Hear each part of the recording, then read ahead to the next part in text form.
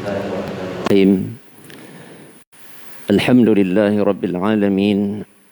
Wassalatu wassalamu ala ashrafil anbiya'i wal mursalin wa ala alihi wa ashabihi ajma'in. Subhanaka la ilma lana illa ma 'allamtana innaka antal alimul hakim. Rabbi shrah li sadri wa yassir li amri wahlul 'uqdatam min lisani yafqahu qawli. ربنا افتح بيننا وبين قومنا بالحق وأنت خير الفاتحين.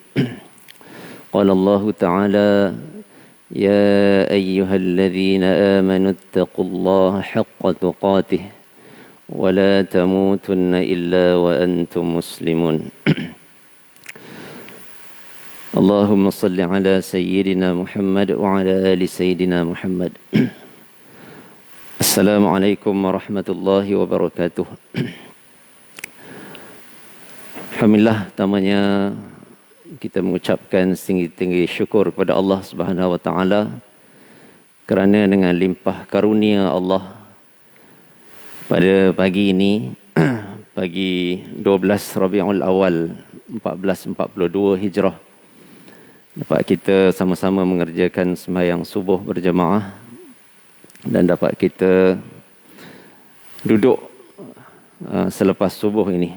Syukur kepada Allah Subhanahu Wa Taala yang masih lagi dalam suasana COVID-19 ini, kita masih lagi diberikan kesempatan untuk beramal, moga-moga dengan amal yang terbaik. Orang lelaki sihat tubuh badan, tempatnya terbaiknya, ahsanu amalanya adalah di masjid, kan? Alhamdulillah, syukur kita kepada Allah SWT atas segala nikmat yang dikurniakan. Selawat dan salam kita kepada Nabi SAW. Allahumma salli ala Sayyidina Muhammad wa ala ali Sayyidina Muhammad, yang kita sambut kelahiran baginda pada hari ini. Man salla alayya salatan sallallahu alaihi biha asyara. Barang siapa yang berselawat kepadaku sekali, Allah berselawat kepadanya. Maknanya Allah mengucapkan salam sebanyak 10 kali. Sebaik-baik salam ni sebenarnya doa. Allah mendoakan orang yang berselawat kepada Nabi dengan 10 sekali selawat.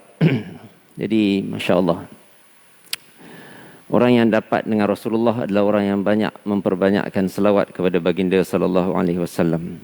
Orang yang beriman, kita dengar pagi-pagi pula, kita dengar dalam kuliah-kuliah khutbah Jumaat, innallaha wa malaikatahu yusalluna 'alan nabi ya ayyuhalladzina amanu sallu 'alaihi wa sallimu taslima. Sungguhnya Allah berselawat ke atas Nabi. Dan orang-orang yang beriman disuruh, diarahkan untuk kita juga berselawat dan mengucapkan salam. Bukan hanya selawat, kita juga mengucapkan salam kepada Nabi sallallahu alaihi wasallam. Kita mengucapkan assalamu alayka ya Rasulullah. Jadi tuan-tuan, Nabi walaupun baginda berada di Madinah, Nabi menjawab, ma min ahadin yusallimu alayya illa raddallahu ala ruhi hatta arudda alaihi salam. Tidaklah setiap daripada kamu yang mengucapkan salam kepadaku kecuali Allah mengembalikan ke atasku ruhku untuk aku kemudian menjawab, mengembalikan salam itu kepadanya. Maknanya Nabi SAW, bila kita mengucapkan Assalamu alayka ya Rasulullah, maknanya Nabi hidup. Dan Nabi mengucapkan, membalas salam kita. Allah kembalikan ruh ke atas jasad Nabi SAW. dan kemudian dia menjawab salam kita. Ini adalah satu keistimewaan Rasulullah, dan sebaik-baik doa tidak ada doa yang lebih baik selain daripada doa daripada Nabi sallallahu alaihi wasallam. Jadi yang saya hormati barisan kepimpinan masjid, tuan-tuan imam, para pegawai, para asatizah, tuan-tuan guru, para pemimpin masyarakat, ikhwah dan akhwat, tuan-tuan dan puan-puan yang dirahmati oleh Allah Subhanahu wa taala. Jadi insya-Allah pada pagi yang barakah ini, penuh keberkatan ini, insya-Allah kita akan berbicara sedikit tentang pribadi Rasulullah sallallahu alaihi wasallam. Bila kita sebut tentang Rasulullah sallallahu alaihi wasallam ni, dan kita menyambut kelahiran baginda,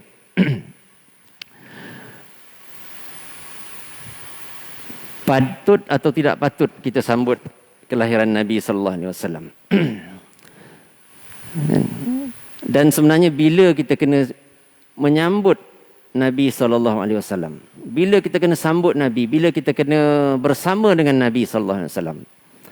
Hari ini kalau tidak diadakan sambutan, kalau kita tidak bercuti pada hari ini, ramai manusia hampir terlupa dengan perjuangan Rasulullah sallallahu alaihi wasallam. Alhamdulillah, kita di Malaysia ni cuti umum. Kalau di negara barat sebenarnya tak cuti, kan? Kalau di tempat lain, banyak negara bukan Islam tidak bercuti. Jadi sebenarnya kalau hari 31 Ogos tu kita sambut kerana menyambut hari yang istimewa, kita dibebaskan daripada penjajahan, maka kelahiran Nabi sallallahu alaihi wasallam sebenarnya dia adalah satu karunia yang sangat besar daripada Allah Subhanahu wa taala. Ayat yang menyebut tentang karunia ini adalah dalam ayat 164 surah Al-Imran. Laqad manna Allahu 'alal mu'minina idh ba'atha fihim rasula. Sesungguhnya Allah Subhanahu wa taala telah memberikan manallah. Manallah ni maksudnya satu karunia, satu anugerah yang sangat besar. Jadi maknanya kedatangan Rasulullah sallallahu alaihi wasallam, perutusan Rasulullah sallallahu alaihi wasallam ni adalah satu karunia yang besar kepada kita.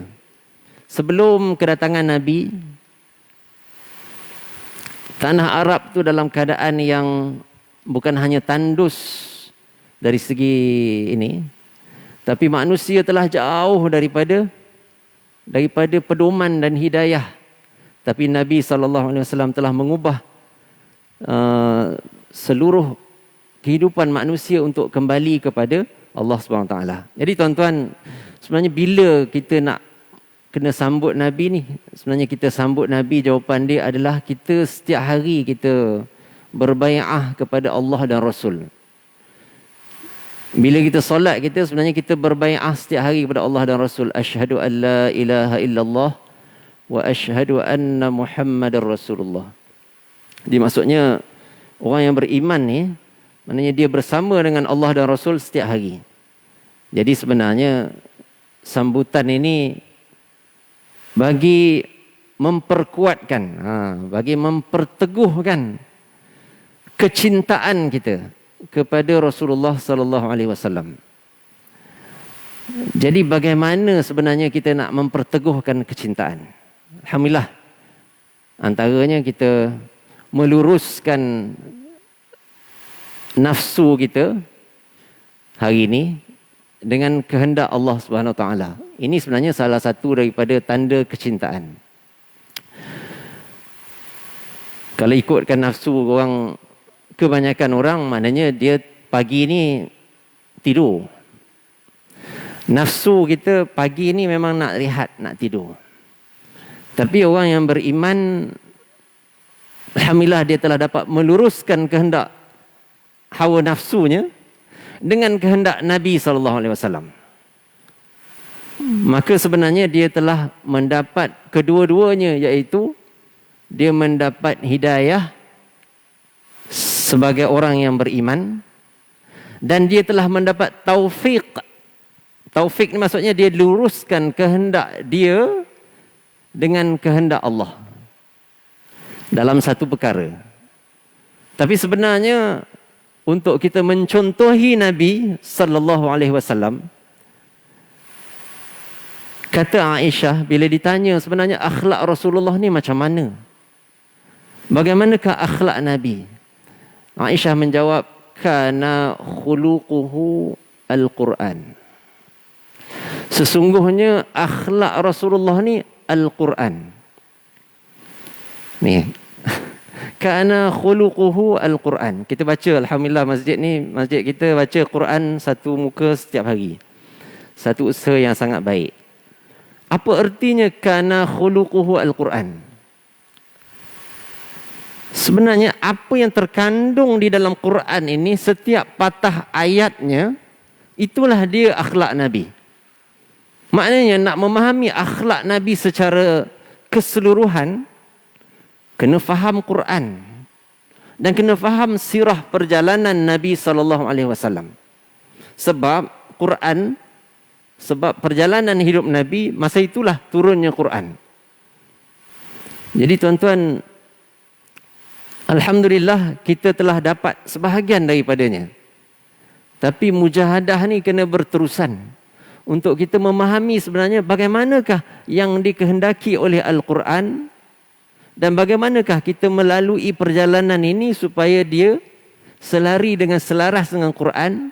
Kemudian barulah kita kata kita ni telah pun meluruskan seluruh kehidupan kita dengan kehidupan Nabi SAW.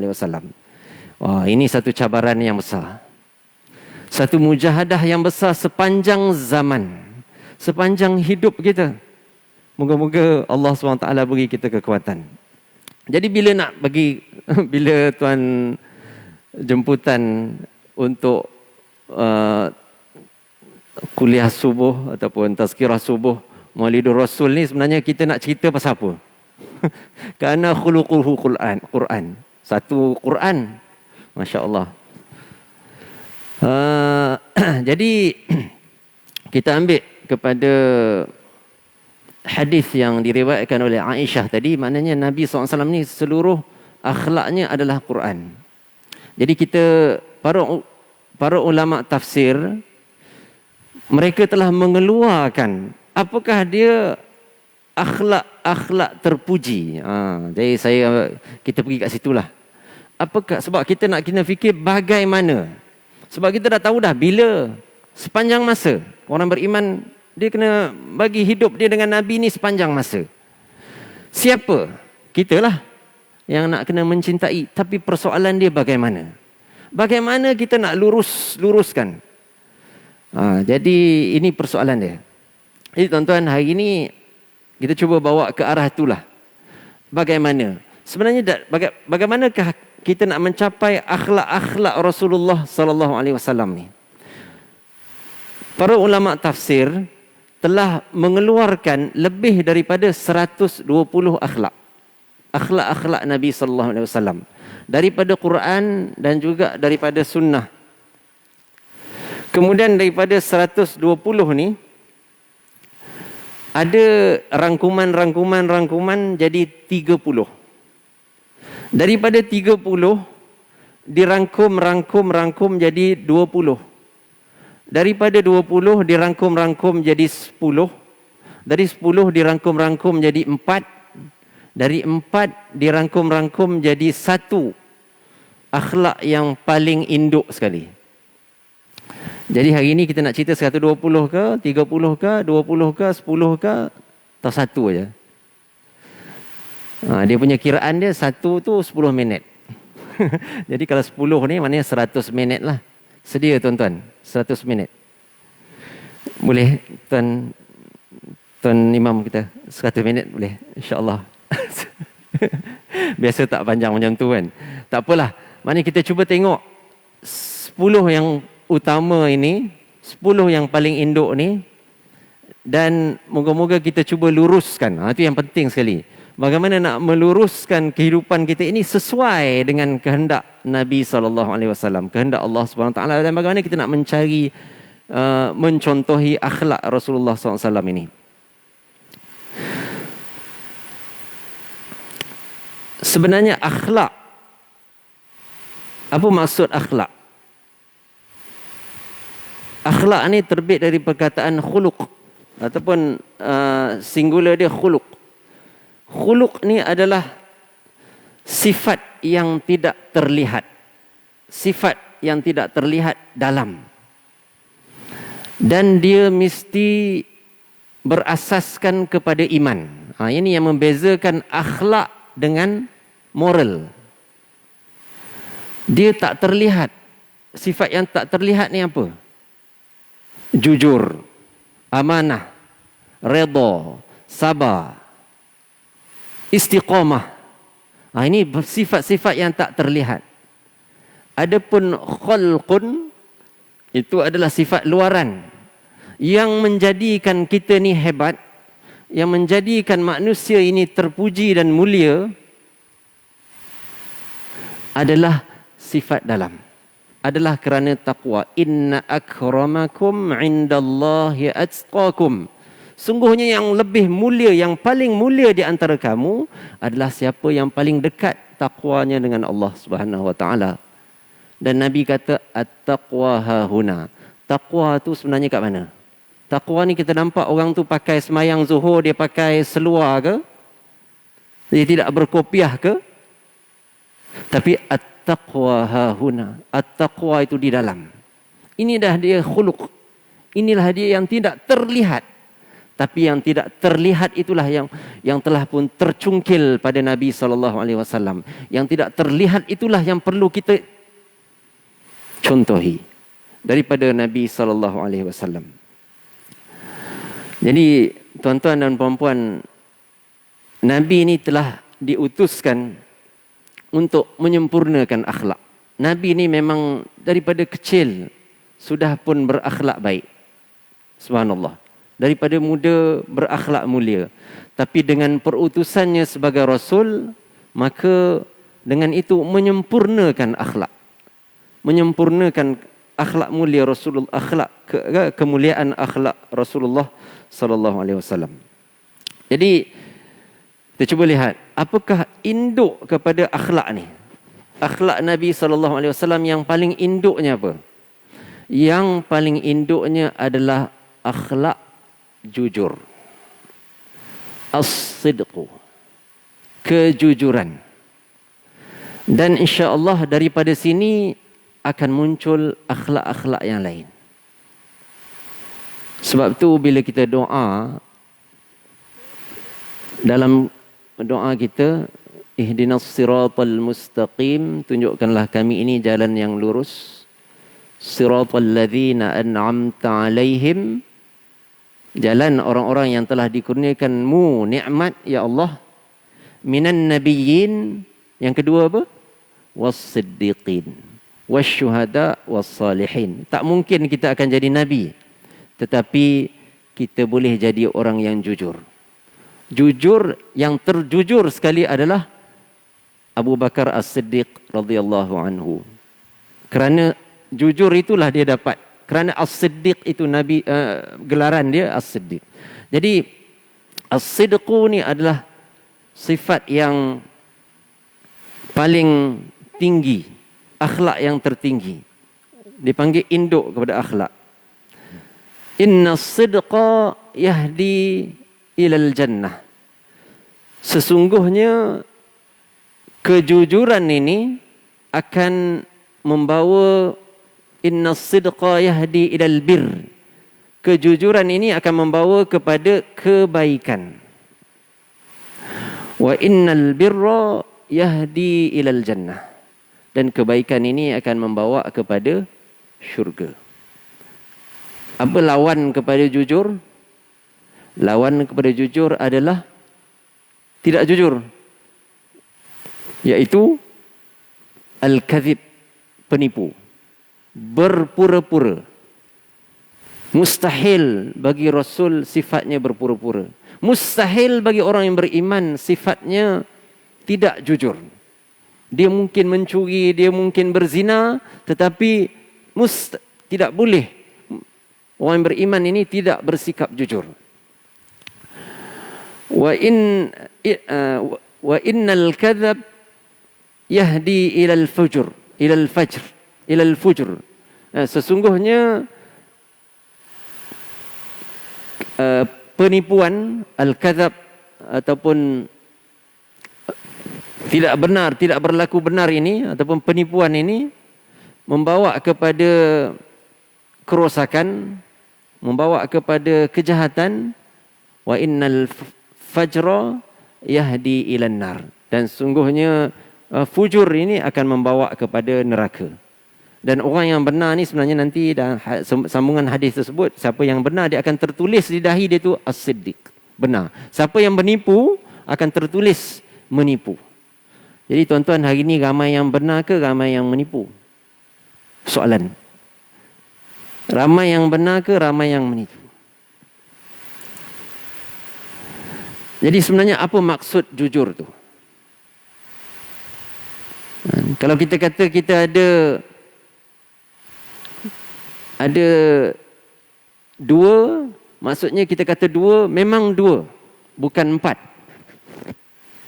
Maksudnya jujur ini adalah benar sebagaimana apa yang dikata, itulah dia apa yang ada di dalam hati. Bukan sebagaimana orang yang munafiqin. Wa minan nasi man yaqulu amanna billahi wa bil yaumil akhir wa ma hum bimu'minin. Sebahagian daripada manusia ni dikata di depan orang, dia kata kami ni beriman dengan Allah dan hari akhirat. Tapi sebenarnya hanya pada mulut sahaja. Tapi sebenarnya hati ini tidak ada. Tidak. Jadi seperti apa yang ada dalam hati, seperti itulah apa yang ada di dalam perbuatan kita. Ini yang pertama sekali. Dan daripada kejujuran ini, Nabi SAW tidak pernah direkodkan. Masya Allah, terlalu banyak untuk Nabi ini mustahil untuk dia bersifat tidak amanah. Dan jujur dan amanah ni adalah satu sifat wajib bagi Rasul. Jadi ini adalah akhlak tertinggi yang perlu kita contohi daripada Nabi SAW. Kadang-kadang orang kata, bolehlah Nabi ni Nabi, kita ni biasa. Nabi bolehlah berlaku jujur sebab dia Nabi, tapi kita tak boleh berlaku jujur sebab kita manusia. Ini semuanya adalah kata-kata yang tidak benar sebenarnya. Tidak tepat. Bagi orang yang beriman, kejujuran itu adalah petanda, adalah neraca bagi dia. Jadi tuan-tuan, insya-Allah itu satu yang terbesar yang kita nak contohi daripada Nabi SAW. Daripada sifat jujur ni nanti dia akan membuahkan sifat-sifat yang lain. Buah utama daripada sifat jujur adalah ini akhlak yang kedua, akhlak terpuji yang kedua, itulah dia ikhlas. Ikhlas. Qul inna salati wa nusuki wa mahyaya wa mamati lillahi rabbil alamin. Jadi maknanya ikhlas ni apa? Ikhlas ni maksudnya lillah. Semata-mata kerana Allah. Jadi orang yang ikhlas, orang yang jujur, pasti dia akan ikhlas. Orang yang jujur dengan Allah, buah daripada kejujuran itu adalah keikhlasan. Sebab dia buat sesuatu itu semata-mata kerana Allah, bukan kerana manusia. Jadi banyak persoalan ini nanti banyak dalam, kalau kita nak ambil contoh-contoh terlalu banyak. Kita datang ke masjid kita ini, ikhlas atau tidak? Bagaimana keikhlasan kita? Tadi datang ke sini, kita masuk duit ke tabung, ikhlas? Kalau orang datang memohon ataupun suruh kita memberikan sumbangan, adakah sumbangan kita itu ikhlas? Adakah kerana orang lihat? Ataupun kalau kita tak bagi, nanti orang akan kata kenapa macam mana kita tak bagi, padahal rumah kita jauh lebih besar daripada. Tengok dalam kadang-kadang orang bagi list kan daripada sekolah. Ada yang seorang ni dia dah bagi 100. Takkan aku bagi 100 padahal rumah aku jauh lebih besar, kereta aku lebih banyak. Jadi kita pun bagi 300. Sebenarnya ini persoalan ikhlas ni sebenarnya adalah antara dia dengan Allah Subhanahu Wa Taala. Lillahi Taala. Sebab itulah keikhlasan ini satu yang tidak nampak. Sesuatu yang sukar, memang tidak diketahui. Sebab itu satu amalan dia akan ditingkatkan sehingga 700 kali ganda. Jadi bermakna tuan-tuan yang kita berada di sini hari ini, mungkin yang bercakap di depan ini tidak sama dengan amalan tuan-tuan yang duduk. Kerana tuan-tuan mungkin jauh lebih ikhlas daripada saya.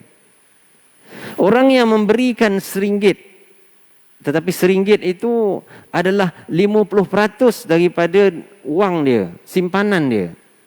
Kecil sangat RM1 kan. Orang yang memberi infak bulanan kepada Palestin, orang yang memberi infak bulanan kepada badan jamaah untuk membangunkan dakwah Islam di negara kita ini, untuk mengembalikan jati diri umat yang sekarang ini semakin lama semakin mundur. Dia ada yang bagi RM2, RM10. Bagi orang yang bergaji tinggi, itu tak terasa apa-apa. Tapi orang yang bagi 100, tapi gajinya hanya 1,000, maknanya dia telah menginfakkan 10%. Walaupun hanya 100. Tapi bagi orang yang bergaji 20,000, 30,000, 100 sebenarnya tak ada kesan apa-apa. Walaupun nilainya banyak pada mata sebahagian manusia. Jadi keikhlasan ini adalah antara kita dengan Allah Subhanahu Wa Taala. Jadi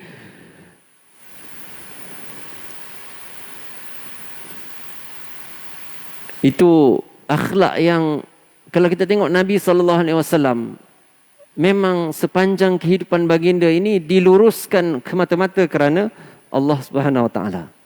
Dan diluruskan perjuangan Nabi SAW. Kalau tidak ada sifat ikhlas, maka tidak mungkin. Jadi ini adalah asas induk. Banyak lagi yang lain. Kan? Apakah yang menghalang ikhlas? Apakah yang menghalang sifat ikhlas? Yang menghalang sifat ikhlas ni, sebab sifat ikhlas ni dia datang daripada iman. Yang mencemarkan dia adalah dia dibuat kerana hawa nafsu. Bila dibuat sesuatu tu kerana hawa nafsu, yang dibagi 300 tu ataupun diberi cek besar tu sebenarnya bukan kerana Allah, tapi kerana prestige, nak jaga image. Jadi sebenarnya dia punya niat itu telah bercampur-campur dengan niat kerana Allah, niat kerana manusia. Maka persoalan keikhlasan itu dipersoalkan, boleh dipersoalkan. Jadi tuan-tuan, kita laju sikit. Yang ketiga apa? InsyaAllah tak sampai 10 lah. Kan? Jadi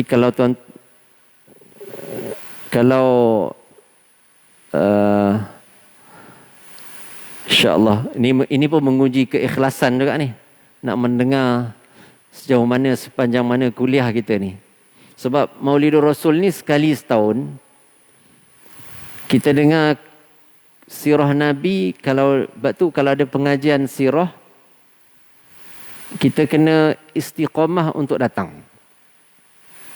Kalau ada pengajian tafsir Quran pun kita kena istiqamah untuk datang. Mujahadah. Kerana ini adalah sebahagian daripada perjuangan kita untuk kita mengenali Rasulullah sallallahu alaihi wasallam. Esok ditanya, kenapa kamu tak faham Quran? Kenapa kamu tak ikut sirah Nabi? Kenapa kamu tidak berakhlak sebagaimana kana khuluquhu al-Quran? Apa jawapan kita? Jawapan kita telah bermujahadah, ya Allah. Kami ni faham lewat. Kami dulu sibuk, tapi bila kami diberikan hidayah, kami bermujahadah.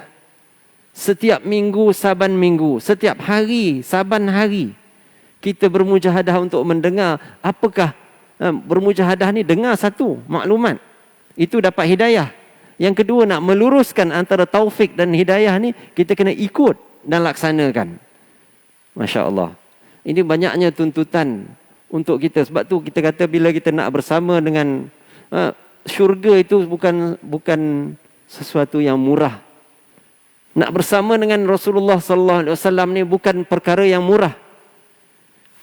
Kita akan dipersoalkan. Hari ini kita selesa dan tenang, tapi saudara-saudara kita di tempat lain sedang menghadapi pelbagai bentuk ancaman. Hari ini kita seolah-olah selesa dan tenang di Malaysia ini, tetapi pelbagai pihak cuba untuk merancang di depan kita, di belakang kita. Kita sedar atau kita tidak sedar, untuk mengambil semula, mengubah identiti negara ini daripada negara Islam. Negara kita negara Islam, tak ada persoalan, kerana memang dalam sejarah, daripada sejarah dia adalah negara Islam.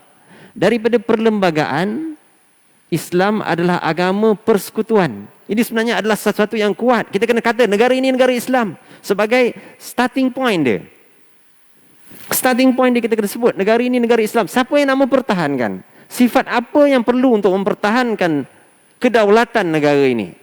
Sifat ini mesti datang daripada keimanan. Sifat ini mesti datang daripada ruh. Nak mempertahankan negara ini mesti datang daripada ruh. Nak membangunkan negara ini mesti datang daripada keimanan.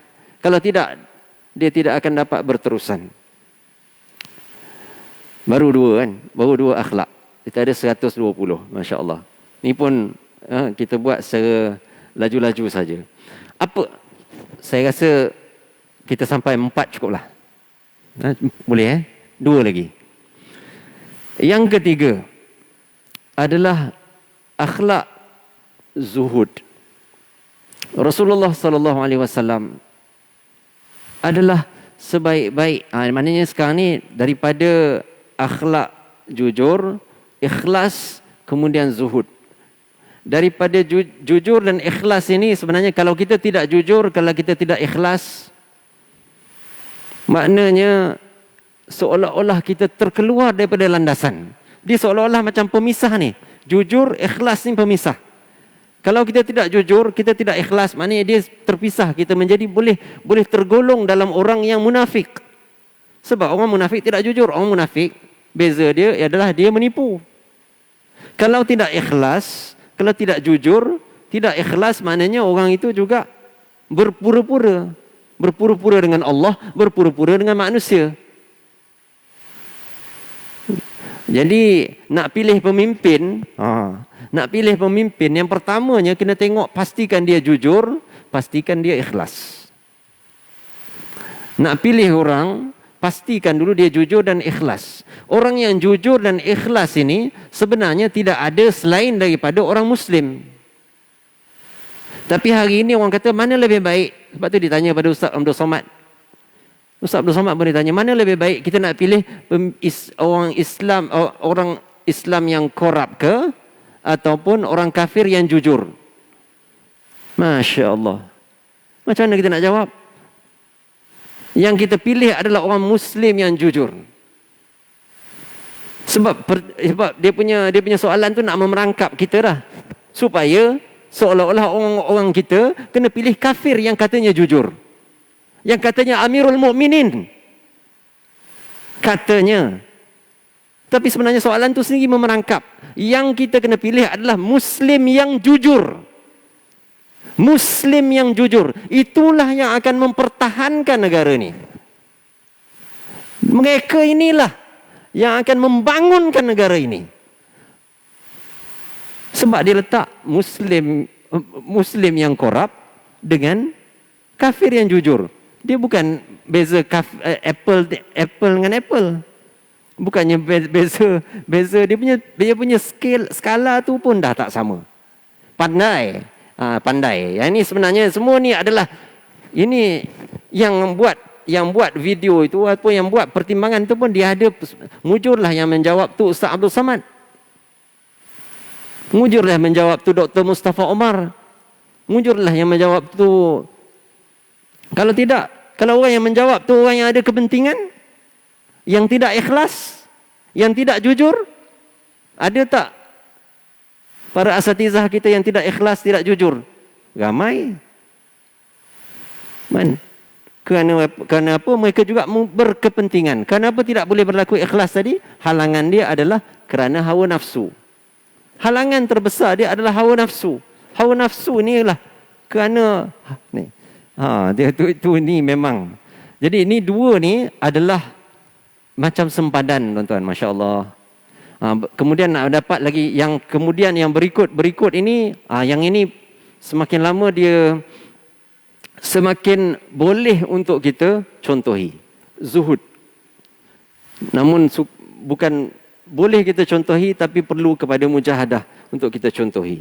Sentiasa semua ni. Jadi apa maksud zuhud? Apa artinya zuhud? Zuhud ini adalah dia melakukan sesuatu di dunia ini bukan untuk dunia, tetapi dia melakukan sesuatu itu semata-mata untuk akhirat. Semata-mata untuk hari akhirat. Dia mengejar akhirat. Nabi SAW adalah contoh terbaik yang menunjukkan kezuhudan baginda. Orang kata kadang-kadang orang salah faham dengan sifat zuhud. Orang kata sifat zuhud ni kita kena pakai baju compang-camping, kereta yang buruk, kereta yang lama, ini memang menyebabkan akhirnya orang yang beriman ni meninggalkan dunia. Orang yang beriman meninggalkan dunia, orang yang beriman meninggalkan kepimpinan, orang yang baik seolah-olah disada orang yang baik ni tak payah jadi pemimpin. Duduk di masjid, pakai pakaian yang lusuh, itu semua adalah bukan zuhud. Itu bukan zuhud. Zuhud ini adalah walaupun dia berpakaian elok dan cantik, kemas, keretanya hebat, tetapi sebenarnya semua itu dilakukan kerana akhirat. Saya alhamdulillah berkenalan dengan sebahagian, dengan ramai kenalan kawan-kawan saya yang alhamdulillah mempunyai yalah alhamdulillah. Antaranya lah yang boleh, kalau beliau dengarlah. Antaranya adalah presiden saya, presiden dalam Ikatan Muslimin Malaysia, namanya Tuan Haji Aminuddin Yahya. Beliau ni seorang milioner. Milioner ni pakai dia punya kereta milioner lah. Mestilah keretanya kenalah kereta Mercedes. Supaya bila dia berjumpa dengan orang-orang, sebab dia berdebat dengan Siti Kasim, dia nak berdepan dengan orang-orang liberal. Dia nak berdepan dengan ahli-ahli politik untuk membawa suara umat Islam. Jadi keretanya setara. Tapi tuan-tuan, kami banyak kali saya mendengar kisah, kami bermesyuarat, habis mesyuarat pukul 1 pagi, pukul 2 pagi, beliau kerana nak menjaga solat subuhnya tidak balik ke rumah, terus tidur di depan surau. Kemudian dikejutkan oleh jemaah yang datang solat subuh, untuk dia memastikan subuh berjemaah di surau dia. Sebab dia pengurusi surau juga dalam kesibukan tu, sebagai pengurusi pembela juga, ada syarikat lagi. Jadi ini perjuangan seorang yang saya katakan, bagi saya inilah dia maksud zuhud yang sebenar, yang ada di dalam hati. Kalau dari segi sumbangan, beliau antara orang yang paling banyak memberi sumbangan. Moga-moga Allah merahmati. Jadi ini kalau itu contoh yang dapat kita rasakan. Bagaimana dengan Rasulullah sallallahu alaihi wasallam? Rasulullah sallallahu alaihi wasallam sebenarnya adalah sekaya-kaya, masya-Allah, sekaya-kaya manusia, dengan sebab 1/5 daripada ghanimah perang adalah dikurniakan kepada Rasul, adalah milik Rasul, 1/5. Dalam perang Hunain ini selepas dari pembukaan kota Mekah pada tahun 8 Hijrah. Berapa banyakkah rampasan perang yang telah pun diterima, yang telah pun ditawan? Sebab Hunain ni kaum Thaqif dan juga Hawazin ni bawa seluruh, dia bawa semua harta benda dia, bawa isteri dia, bawa kambing, bawa unta. Berapa banyak?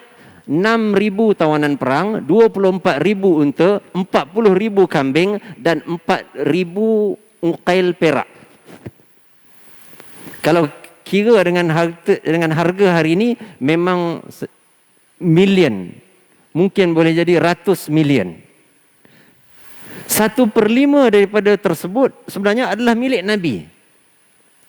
1/5 daripadanya. Tetapi Rasulullah SAW bila di akhir hayat baginda, semuanya diserahkan. Malah sebenarnya selepas daripada perang Hunain itu sendiri, Rasulullah telah menyerahkan semuanya. Untuk apa? Untuk akhirat. Untuk apa? Untuk Islam. Jadi akhlak Rasulullah ni baginda memahami sangat. Batu kana khuluquhu al-Quran wal akhiratu khairum wa abqa. Yang sungguhnya hari akhirat itu lebih baik dan lebih kekal. Memahami ayat ini sahaja pun menyebabkan Nabi SAW melaksanakan sedemikian dan memberikan contoh terbaik kepada kita. Jadi tuan-tuan, orang yang zuhud ni, apa sifat dia lagi? Orang yang zuhud ni, untuk dia mempertahankan perjuangannya, untuk dia mempertahankan dakwahnya, kalau disuruh mati pun dia akan sanggup mati. Kerana apa? Kerana jiwa dia adalah akhirat.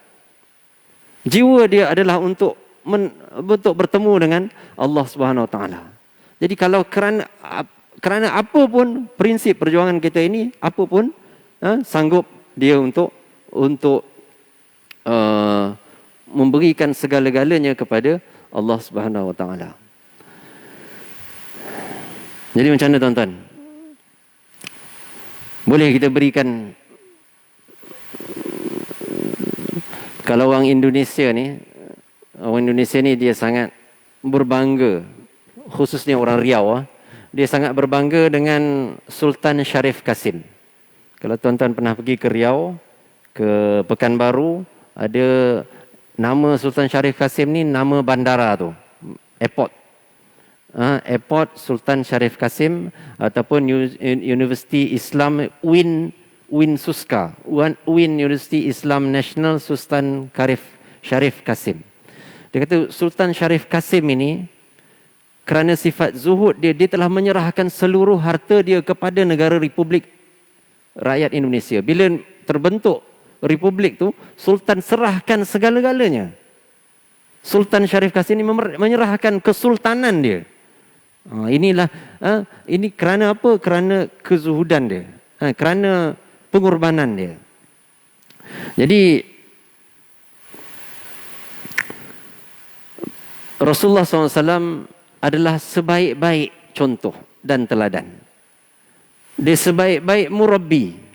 Dan kemudian yang mengikut bersama-sama dengan baginda, para sahabat. Kita tengok dalam kisah hijrah, Suhaib Ar-Rumi keluar, menyerahkan segala-galanya untuk dia berhijrah. Ditahan di pintu Mekah.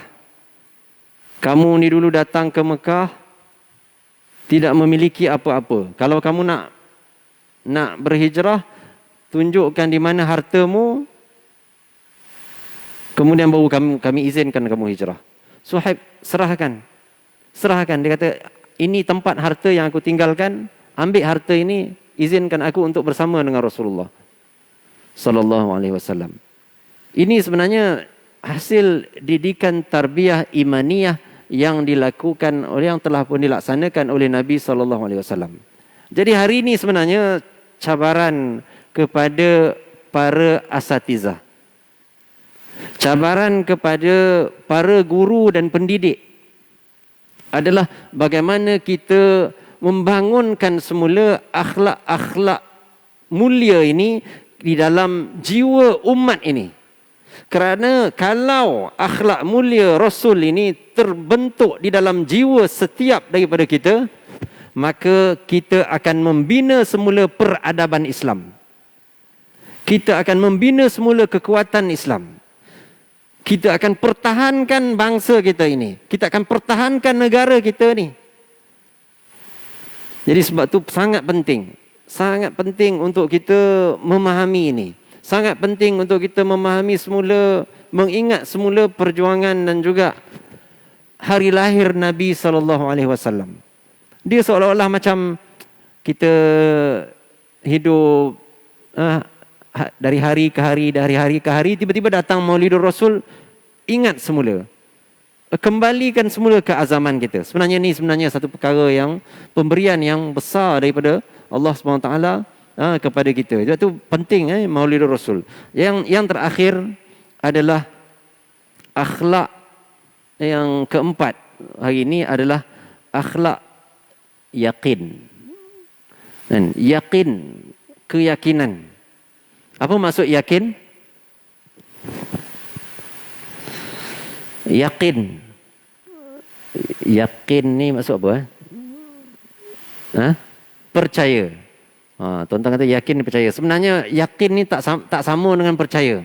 Orang Minang kata percaya dek percaya. Betul kan? Saya ni bukan orang Minang, saya orang Pahang. Percaya dek percaya, percaya dan percaya. Yakin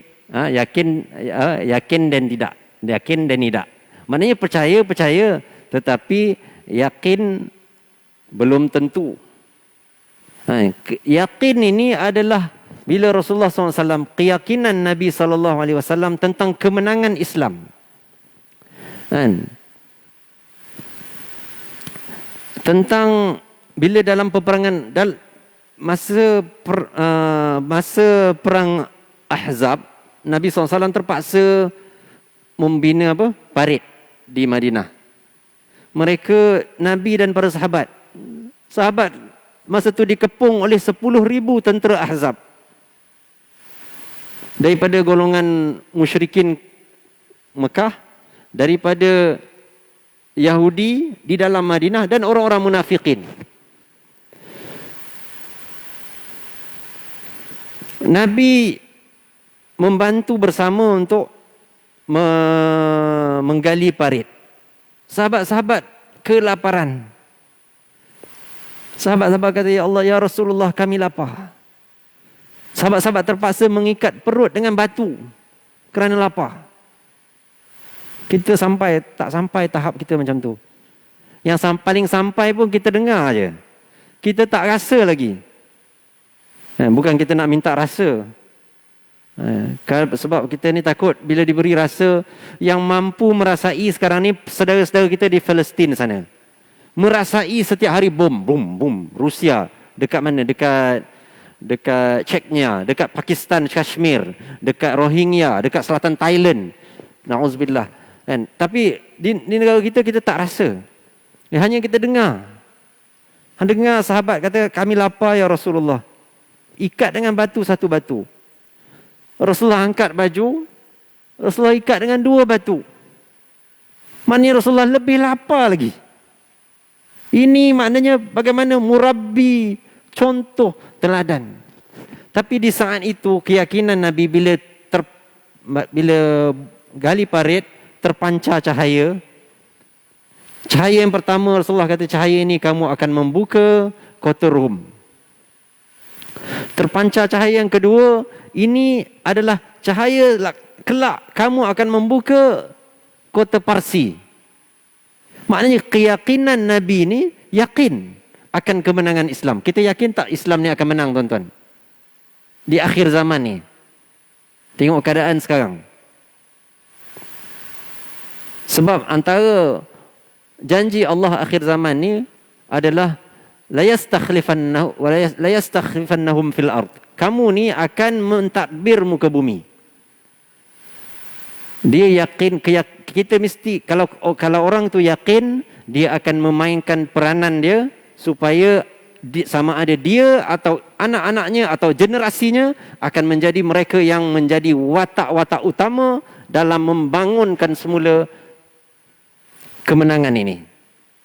Dia tidak akan sekadar berlalu begitu saja. Ini adalah orang yang beriman, kana khuluquhu al-Quran. Akhlaknya Quran. Jadi keyakinan Nabi berkata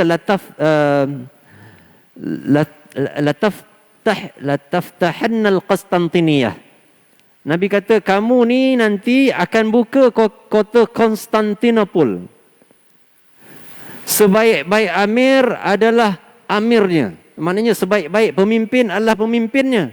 Dan sebaik-baik tentera adalah tenteranya. Nabi cakap pada tahun di Madinah kepada para sahabat. Hadis ini akhirnya menjadi kenyataan pada 1453 Hijrah. Sampai hari ini Konstantin masih di bawah pentadbiran Islam. Dan maknanya Konstantin itu Istanbul tu sebab Nabi yakin bahawa sebenarnya akhirnya nanti Islam akan menang di Konstantin. Islam akan buka Konstantin. Islam akan buka Istanbul. Jadi yakin ni sebenarnya dia datang dengan apa? Yakin ini dia datang dengan ilmu. Kalau orang yang tak ada ilmu, dia tak yakin. Kalau kita ni orang yang yakin, macam kat surau saya ni, dia kalau orang yang berani dan ada ilmu, dia boleh panjat bumbung. Bumbung atas tu pun dia boleh panjat. Sebab dia tahu nak pijak kat mana. Jadi macam Pak Ya kita tu dia boleh panjat. Dia tahu dia tak akan jatuh. Nak tutup lubang musang ke, lubang tikus ke, boleh. Sebab dia tahu nak pijak. Tidak kan kalau saya panjat, maknanya tak terlopeh lah kan. Jadi orang yang ada ilmu, dia boleh bawa kereta, walaupun kereta tu kereta lama, dia boleh bawa balik kampung. Sebab dia yakin kalau ada masalah, dia boleh repair. Maksudnya yakin ni, dia mesti datang dengan ilmu dan kefahaman. Barulah kita akan datang sifat keyakinan. Dan bila kita telah yakin, sebagaimana Rasulullah SAW, sebagaimana para sahabat, sebagaimana orang-orang yang beriman yang dikurniakan dengan hidayah oleh Allah SWT, bila yakin, apa yang akan datang selepas itu adalah sifat sakinah dan ketenangan. Dia akan jadi tenang. Dia tidak akan rasa gelisah. Kerana pasti, dia kata, janji Allah SWT ini pasti benar. Orang Islam akan berjaya. Kan? Cuma, maknanya kita kena mempercukupkan syarat-syarat kemenangan tersebut. Jadi, apa dia yang 10 tadi? Kita dah sebut. Yang pertama tadi apa? Jujur, ikhlas, kemudian kita pun dah lupa dah. Zuhud. Zuhud, yakin. Jadi kemudian dia akan melahirkan ketenangan. Ketenangan lahir daripada sifat redha, syukur, sabar, istiqamah. Sebab sifat ini, istiqamah ni penting. Sebab dia, bagaimana Nabi SAW daripada awal perjuangan sampai ke akhirnya istiqamah saja. Tidak berundur. Tidak berundur ke belakang. Maknanya dia punya prinsip tu betul. Tidak bertukar-tukar prinsip. Kejap. Ini memang, kalau orang yang bertukar-tukar prinsip ni, tak istiqamah lah tu. Maknanya prinsip tu mesti ada. Dalam apa sahaja bidang yang kita nak buat. Apatah lagi dalam bidang kepimpinan, apatah lagi kalau dalam bidang politik. Sebab tu hari ini umat Islam celaru haru biru sebab tidak ada prinsip dalam politik. Bila tak ada prinsip, habis, hancur. Kita pun berhelah. Kita kata kita guna ayat wa ma arsalnaka illa rahmatan lil alamin. Hanya bukannya kerana ayat Quran itu, tapi kita nak berhelah. Akhirnya rahmah itu ditafsirkan sebagai kita boleh berbaik-baik dengan orang kafir tanpa apa-apa syarat. Boleh bertahaluf dengan siapa saja. Jadi sebenarnya ini sebenarnya berkait-kait. Kemudian yang kesembilan adalah sifat mujahadah. Dan semua ini diikat dengan satu sifat yang besar, itulah dia sifat ihsan. Jadi kalau kita nak tengok satu-satu ni, mungkin pada sesi dan masa yang lain ataupun dengan disampaikan oleh asatizah kita yang lain. Dan kita sebut tadi sebenarnya kalau satu-satu itu sebenarnya ada ayat Qurannya dan ada hadisnya. Dan mungkin kita dengan kita tengok satu-satu akhlak ni, moga-moga Allah SWT akan mendekatkan kita, mujahadah kita untuk kita mempelajari akhlak-akhlak terpuji di dalam Quran. Tapi jangan pula kita tak nak belajar lah. Kan dah tahu belajar kan, ustaz kata kena ikut pula. Jadi kita pun buat pendirian tak nak belajar. Buat pendirian tak nak belajar ni maknanya kita ni jadi orang yang bodoh, sombong. Akhirnya jadilah kita orang yang jahil. Bukan hanya jahil, menjahilkan orang lain. Itulah kita kata dhallu wa adallu. Dahlah dia sesat, dia sesatkan orang lain. Na'udzubillah. Ramai hari ini pemimpin-pemimpin kita, dia tak tahu. Bila tak tahu, dia sesatkan orang lain. Dhallu wa adallu. Jadi sebenarnya tuan-tuan, kita masih ada peluang. Kembali semula kepada landasan kita. Negara ini belum hancur. Alhamdulillah Allah SWT bagikan kita kepimpinan. Akhir sekali, macam mana pun, akhir sekali sampai kepada yang di-Pertuan Agong. Sistem Raja-Raja Melayu. Masih lagi meletakkan Islam sebagai agama persekutuan. Masih lagi meletakkan kepimpinan pada orang Melayu. Kita kena jaga ini bersungguh-sungguh. Orang Melayu Muslim. Akhir sekali, moga-moga nanti kita faham bahawa yang nak memegang tampuk, kita kena berikan semula. Berikan kepada pemimpin yang berakhlak. Sebagaimana dengan akhlak yang telah pun ditunjukkan oleh Nabi kita Rasulullah sallallahu alaihi wasallam. Jadi sungguhnya Rasulullah SAW adalah memang sumber ikutan kita. Laqad kana lakum fi Rasulillahi uswatun hasanah. Sungguhnya pada diri Rasulullah itu adalah contoh ikutan yang baik. Liman kana yarjullaha wal yaumil akhir. Bagi mereka yang yarjullah, ingin mengejar kepada Allah, wa yaumil akhir, dan hari akhirat. Wa dzakarallaha katsira. Perbanyak-banyaklah kita berzikir, mengingat Allah Subhanahu wa taala.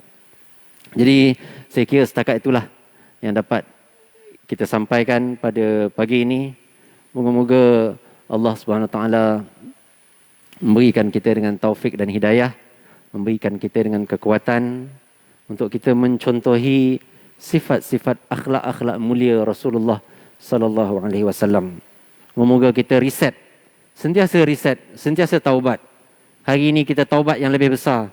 Hari ini kita riset yang lebih besar kerana hari ini adalah hari memperingati Nabi sallallahu alaihi wasallam.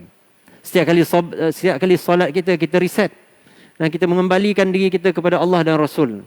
Menjadikan kehidupan kita ini Allahu ghayatuna. Allah lah ghayah kita. Allah matlamat kita. Allahu ghayatuna, ar-rasul qudwatuna. Ar-rasul contoh kita. Tidak ada murabbi yang lebih baik daripadamu ya Rasulullah. Tidak ada contoh teladan yang lebih baik daripadamu ya Rasulullah. Cuma masalahnya jauhnya kita dengan Rasulullah sallallahu alaihi wasallam. Al-Quran dusturuna. Al-Quran ini perlembagaan kita yang sebenar. Al-jihadu sabiluna. Jihad ini jalan kita.